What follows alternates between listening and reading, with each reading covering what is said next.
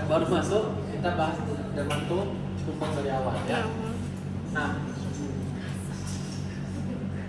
jadi kalau kalian mau prediksi tumbang, pasti yang keluar itu satu imunisasi kemungkinan besar.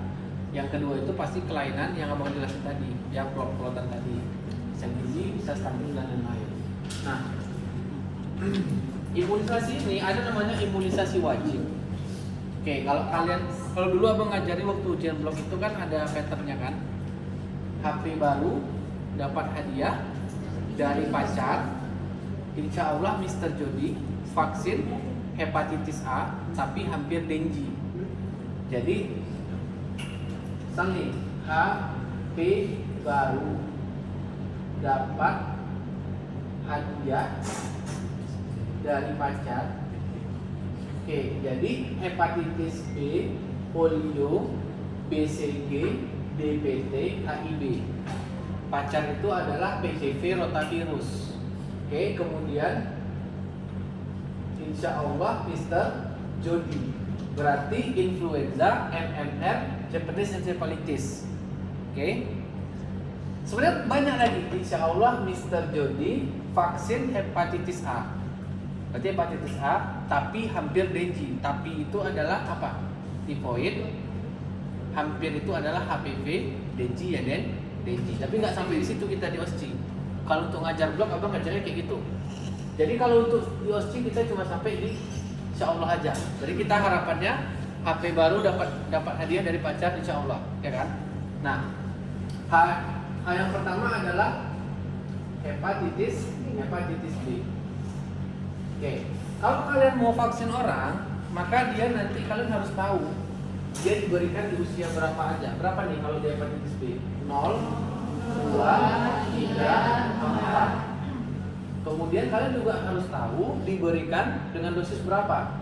0,5 cc atau mililiter itu sama intramuskular. Apalagi bang? Kalau intramuskular ini biasanya di mana nih? Di paha. Oke, P adalah polio. Polio diberikan di umur? 2, 3, 4, 7. Oke, maksudnya blok kan?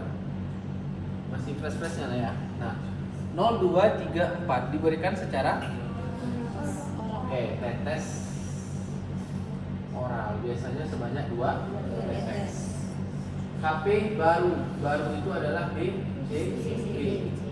BCG ini diberikan di usia 0 sampai 1 bulan. Diberikan secara intrakutan. Ya, intrakutan dengan dosis 0,05. Dapat hadiah berarti DPT HIV diberikan di usia 2, 3, 4 dengan dosis 0,5 cc intramuskular paha. Coba kalian perhatikan sekarang, sama nggak pemberian ini DPT HIV dengan pemberian hepatitis B? Sama nggak?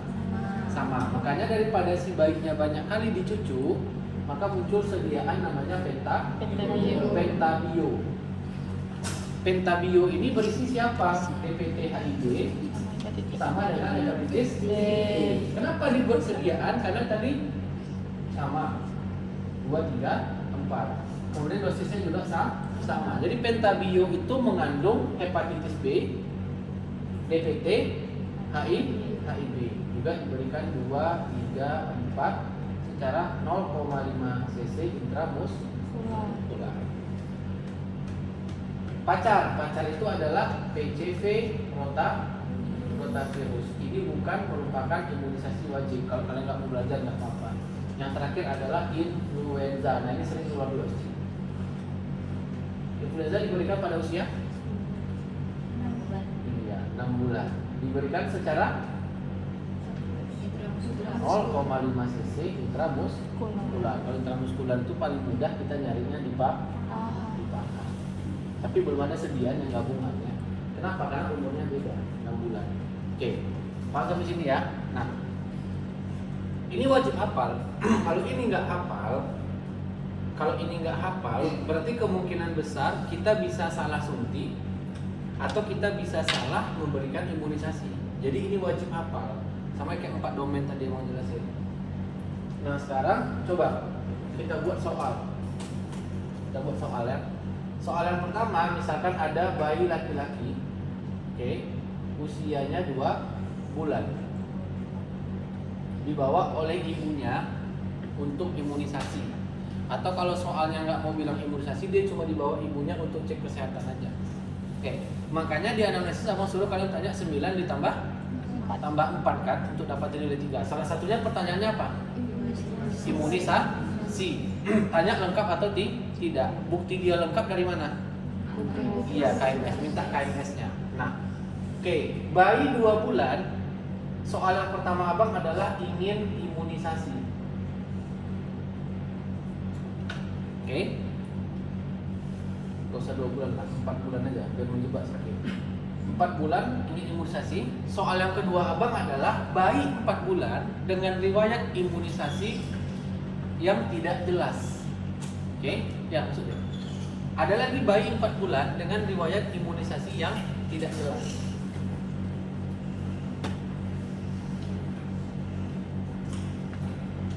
Oke, coba. Kalau soalnya soal versi yang pertama, berarti kalian ngasih apa aja tuh? Dia 4 bulan, riwayat imunisasinya jelas nih, lengkap dari sebelum-sebelumnya. Berarti sekarang kita tinggal ngasih yang Pentabio sama kan pentabio aja, apalagi mau kita kasih? Paling satu lagi polio. Nah, oke, sesuaikanlah dosisnya nanti kita cobain. Kalau seandainya dia bilang, Bu, anak ibu udah imunisasi atau belum? Duh, saya lupa lah dok, kayaknya belum. Pernah nggak waktu lahir disuntik? Kita tanya gitu kan. Saya lupa lah dok, saya nggak tahu katanya. Kita anggap berarti dia nggak pernah imunisasi. Pertanyaan simpel abang adalah, apakah imunisasinya kita ulang dari awal? Atau ini ya, apakah kita ulang dari awal kemudian kita catch up? Atau kita suntikan sesuai umurnya di hari itu baru kita catch up? Gimana? Ulang dari awal catch up. Ada lagi yang lain? Apa? Sesuai usia umurnya baru di catch up. Sekarang gini lah. Kalau dia datang dengan 4 bulan, kalau kita mau kejar ketertinggalannya sangat-sangat jauh kan. Artinya di 0 dia nggak dapat, di 0 tuh udah pasti dapat sih, minimal dia lahir di bidan pasti dapat. 2-3 dia nggak dapat, kan gitu kan kira-kira kan. Nah kalau di 2-3 dia nggak dapat, kita kecapnya itu nanti setelah booster atau kita kecapnya di booster. Kita tetap fokus dulu dia datang sekarang di usia berapa. Misalnya dia datang di usia 4 bulan, kasih dulu imunisasi sesuai dengan usianya. Baru setelah itu kita kecap. Sebenarnya pertanyaan abang sama kok jawabannya. Yang satu sesuai umur, yang satu kecap dulu. Oke, tapi nanti kecapnya di hari berikutnya. Tahu nggak kenapa? Karena anak-anak nggak bisa juga kita suntik banyak. Contoh, dia belum pernah dapat BCG. Umur dia sudah 4 bulan. Kira-kira kita suntik nggak BCG-nya di hari itu juga? Ngapain? Sayang kan? Nanti aja. Mungkin bisa 2 minggu lagi, ya bisa sebulan lagi. Oke, jadi walaupun dia imunisasinya nggak jelas, maka kalian tetap memberikan sesuai umur. Baru kalian edukasi. Kemarin kan ada sama dokter anak. Ya. Misalnya kasusnya dia belum pernah imunisasi, dia tetap pakai dosis yang awal kok kata dokter dari 0 1 2 3. Betul. Di bulan ini bulan dari dosis dari sesuai tabel itu. Dosisnya sama deh. Yang abang maksud adalah, misalnya dia datang ke kita di usia 4 bulan, dosisnya sama, cara pemberiannya sama, tapi kecapnya nggak di hari itu. Oh iya. Kecapnya nggak di hari itu, tapi kita menghitungnya ke depannya dia harus dapat. Contoh, kalau umurnya 4 bulan, berarti dia udah lewat 3 kali. Berarti abang harus kejar 3 kali lagi setelah itu, tapi nanti di hari berikutnya. Berarti tetap dedikasikan misalnya kan pentabio kita kasih hepatitis B yang 0 tapi bukan hepatitis 4. Iya, tapi kan sama dosisnya sama, pemberiannya sama. Nggak bermakna dia kan. Nah, satu itu. Yang kedua, kalau kita seandainya mau kecap di hari itu juga, kita harus memikirkan imunisasi lainnya. Contoh nih, dia umurnya 4 bulan. Imunisasi yang lain tuh nggak jelas, berarti nggak pernah imunisasi kan? Oh, berarti belum BCG juga lah. Nah, BCG-nya nggak harus di hari itu. Tapi ini harus dimantuk dulu kan? Ya betul, ada mantoksnya. Kemudian contoh lah, anaknya datang usia 9 bulan. Harusnya kan influenza kan di hari itu, kasih aja influenzanya dulu. Yang lain-lainnya itu kita kecap, kita hitung lagi nanti. Dia harus dapat 4 kali nih, 0, 2, 3, 4. Tapi di hari lain. Jangan semua disuntikan di hari itu. Cobalah kalau seandainya dia datang di usia 6 bulan. Paha kanan influenza, paha kiri berarti pentabio, bahu kanan berarti BCG, oral tambah polio. Banyak dia, efek sampingnya banyak ke bayinya. Jadi kita kecap juga, tapi di hari berikutnya. Abang ngasih tahu ini tujuannya adalah banyak kejadian karena ada informasi dari ibunya, anaknya ini nggak imunisasi, jadi kalian basmi di hari itu juga semua. Abang mencegah itu aja. Oke, paham ya? Nah. Oke, sekarang gini, kalau seandainya kalian ketemu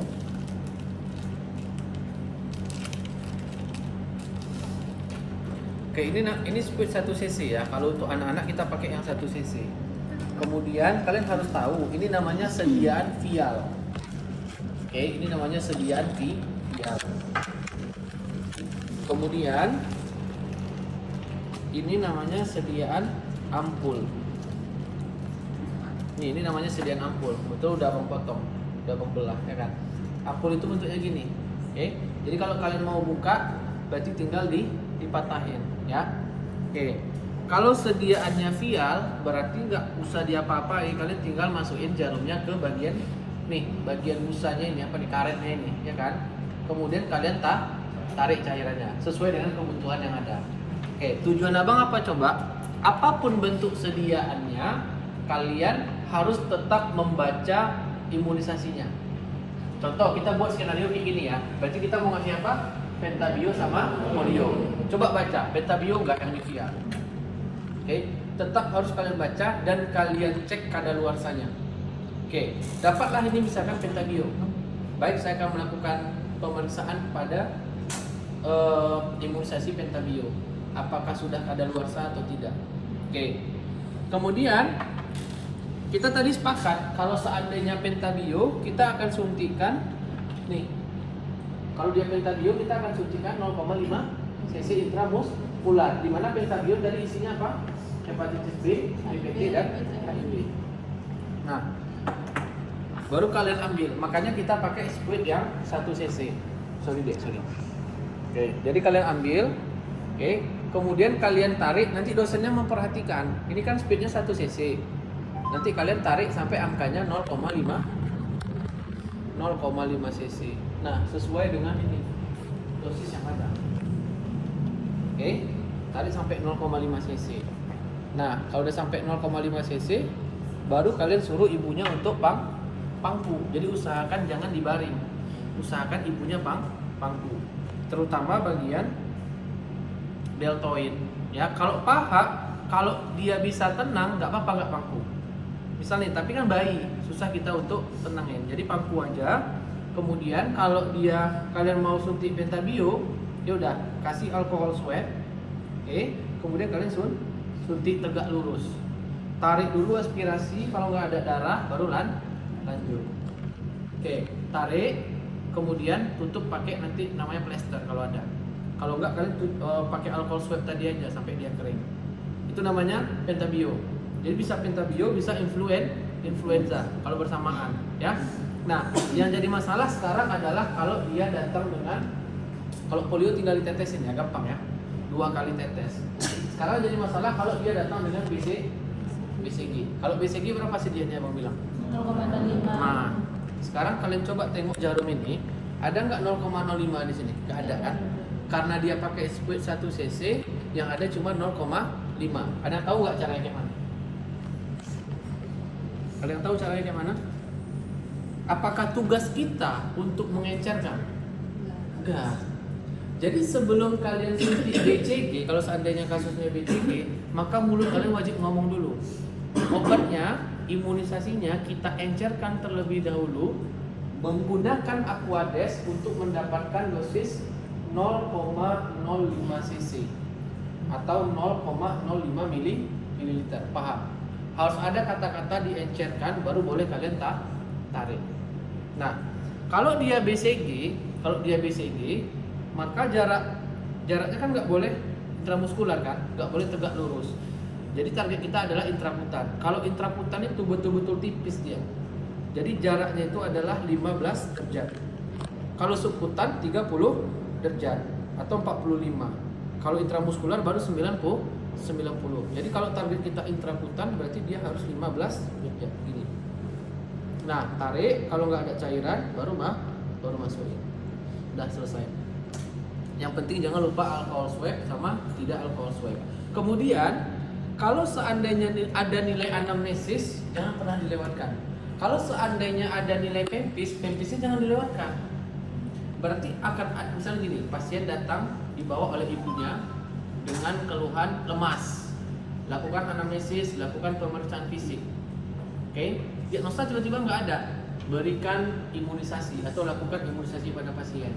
Berarti tetap ada nilai anamnesis, tetap ada nilai pempis. Mau kayak manapun kalian tetap plot.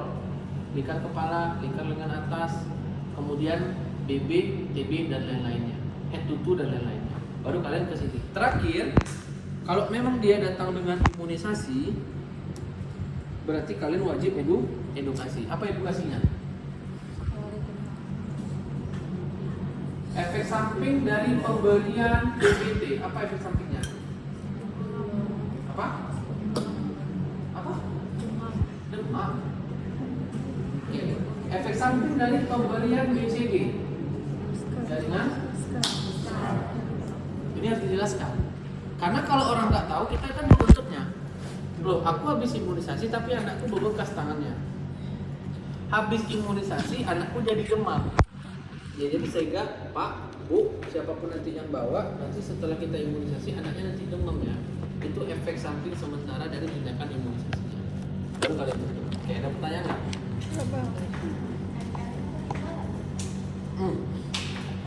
MR apa sore? Enggak. Imunisasi wajib kan cuma sampai insya Allah aja. Sampai influenza. Tapi kalau untuk CBT di ujian blok itu abang ajarin.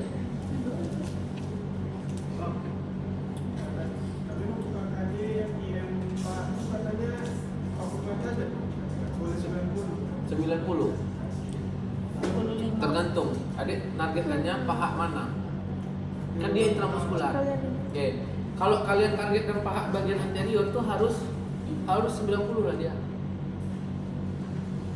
Kalau misalkan pahanya bagian lateral 45 lah jadinya. Gini lah. Kalau ini anatomi, kalau ini anterior berarti ini 90 lah. Kalau abang mau buat ini 45, kira-kira bentuknya gini.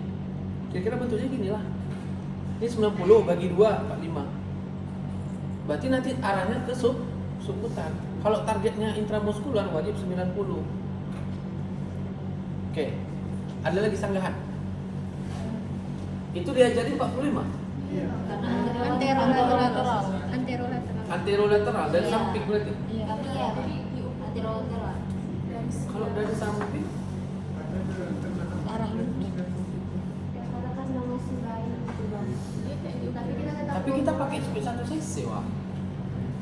Kecuali kita pakai speed yang besar. Kalau 1 cc itu gunanya untuk bayi.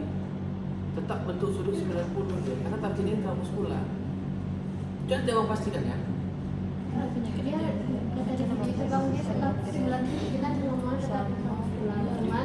Speednya kita turunin dikit gitu, karena dia bakal masih bayi, bakalan naik nervus atau apanya lah. Nervus atau tulang juga di situ.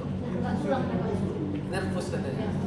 Sama dehidrasi. Jadi diukur dari sias ke lutut hingga atasnya lateralnya Nanti abang pastikan ya 45. Karena selama ini abang pakai 90. Itu lah ya, abang 45 ya. Iya. Bang ADHD masih ADHD sama tadi. sindrom geriatri. Sindrom geriatri aja kita belajar lewat. ADHD enggak ya? Adik-adik nggak masuk. Sorry aja. Kalau udah ada di main map sebelumnya, Yang main map abang lansia. Yang dari keterbatasan apa tadi? yang mana? Abang nggak jadi buat di bawah. Terbatasan, cuman Yang mana tuh? Yang orang timur masuk? Iya. Tunggu. Abang hapus. Aku. Oh, itulah rencana mau tulis yang ADHD sama geriatri, tapi nanti aja. ADHD nggak keluar tuh. Jadi aku fokus nanti ke geriatri aja. Yang dehidrasi nggak juga bang? Dehidrasi, apalagi itu cairan nggak usah. Yang Nggak keluar. imobilisasi, infeksi, inkontinensi. Ya gitu-gitulah. Belum sama geriatri. Oh iya.